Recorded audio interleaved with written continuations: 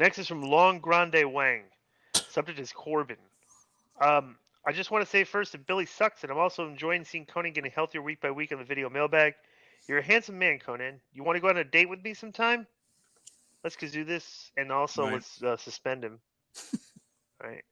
I'm I writing like this how week. Joe laughs when this is not even funny. Yeah, I'm writing this week to I ask thought about. the suspension was funny. I'm writing this week to ask about Baron Corbin. Right now, his role in the show seems to be that he's there to put over the top babyfaces on Raw, and that's about it. He's great at playing the heel, and he gets all the right reactions. My question for Conan is, what do you see as his future? I love the unlucky Corbin gimmick, but I also think his career is peaked. If WWE do roster cuts in May, it wouldn't shock me to see Corbin on that list. What do you think?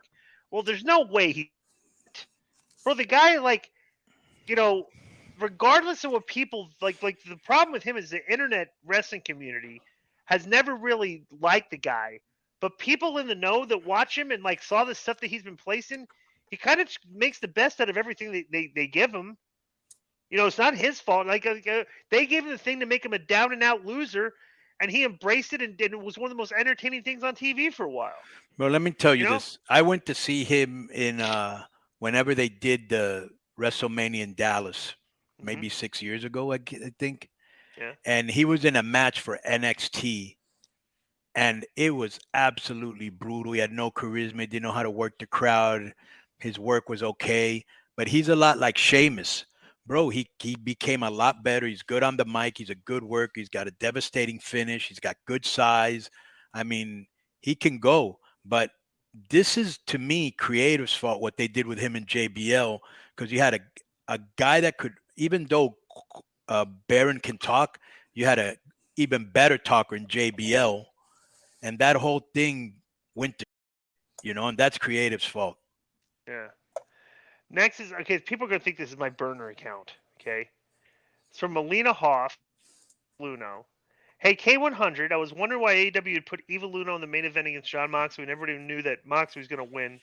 I personally think that Evil Luno should get in shape. Same for Eddie Kingston. They may think that's body shaming, but it's not. They put Evil Uno in the main event because and then, bro, you know the funny thing? Remember that tweet that got me so much heat where I called Evil Uno a fat wrestler, which Right. Yeah. right? Okay, and it was harsh. We'd already discussed this, but but my point of the tweet was because like the rating when the ratings came out, okay, that segment I guess like gained like 30,000 viewers. Okay, and I said when I said that's not how you draw viewers, I was referencing like if you think the way to draw viewers is you take a guy that shouldn't be in the main event and we're going to put him there, and to kind of keep the numbers, we're going to have him bleed all over the place. My point is that's not a good booking philosophy. Something like taking but we're gonna have him bleed so people don't change a channel. That's what that's my point that I was making about that. There's never been any instance on this show where you would look at Evil Uno and say that guy should be in a main event match with all the talent. Think about all the guys they have on that roster. Evil Uno is literally one of the last people you'd put in a main event on that show. Like, yeah, would you agree with that, Conan? Yep. Yeah. He did cut a It's not, good promo though. He did. I like the but even promo his he good cut. promos sound corny. They sound like a kid. Sounds like a No, Mark no, cutting the a promo. backstage one, not the in-ring one. The Right. backstage one, where he was Okay. telling him, "You don't believe in us," to Adam Page. You don't. You think you're better than us. I Well, thought that was a good promo. every time the guy opens his mouth, I just think it's like this is not a credible professional wrestler. It looks like a fan with a mask on. Yeah, His well, I wouldn't disagree voice. with that part. All right. Yeah. Next is from Stephen Homburg, and the subject is Jey Uso. Hey guys, hope you're all doing well.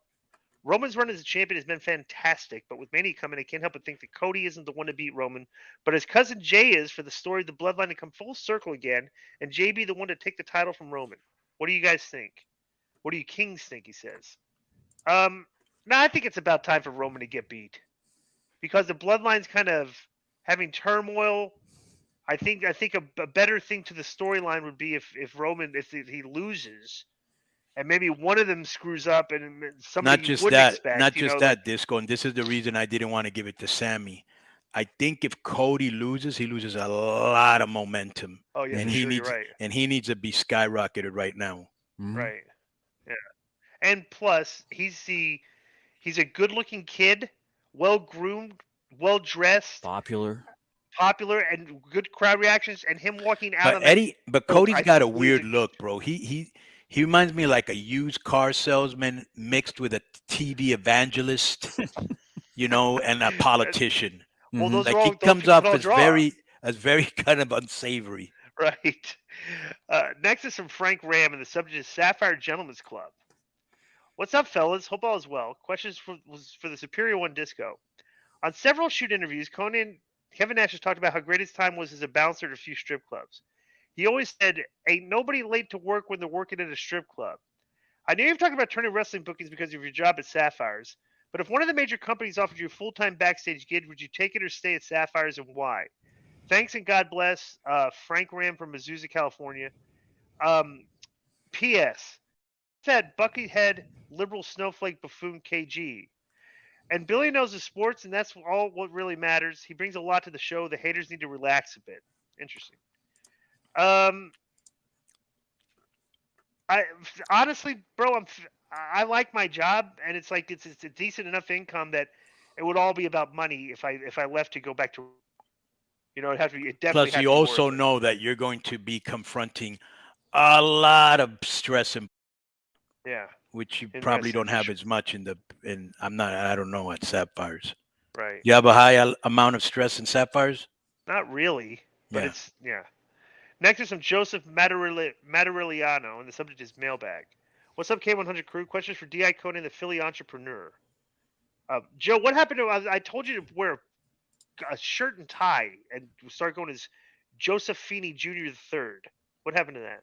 I got to go to the men's warehouse and get something. You don't have a shirt and I got to tie? get sized. I got a shirt. I Okay. don't got no ties. Do you think that Tony Khan listens to the show? Ever since my email calling for AEW to stop pandering to the crowd singing Judas, it has been toned down considerably. Is it possible TK is listening, or maybe has a 250 wrestler sitting catering listening, taking notes? P.S. DI, the Discord requests some more interaction from you. We know you cruise it once in a while, but maybe take a break from the other type of cruising and become a mainstay. Nothing? Joe Matariliano. Pop. I lurk on the Discord because I get the notifications. So if there's something that like interests me in the notifications, maybe I might He's a go in there. lurker But I slash will be. voyeur But I don't slash know. cruiser. But I don't know if you guys want me in that Discord because you're all gonna get. I've seen the comments. Like everybody's gonna get suspended, for disrespect. So I mean, seriously, Joe. Let me ask you a question. I don't want you to be a snitch, but is there a lot of disrespect in the Discord? There's a lot of jokes. I think they just like this email said. I think they're trying to lure you back in. It's like a mousetrap. They're talking, try to see if you react. Bro, let me tell you something about Tony. I would not be surprised if he does listen to the show, even though I don't. For the YouTube clips, How? for sure. No. But I think this is what I think. I think he has somebody that gets clips and gives it to him because he's told me stuff verbatim that we said on the show. Really? Yes. Oh, that's funny, isn't it? Next is from got a hefty mailbag this week, by the way. A little bit.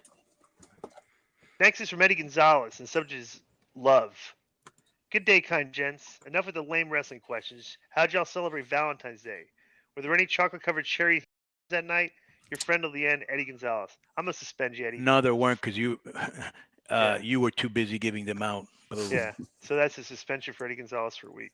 Next one's from Alexis Figueroa. Subject is Disco and Jackie. Hello, team.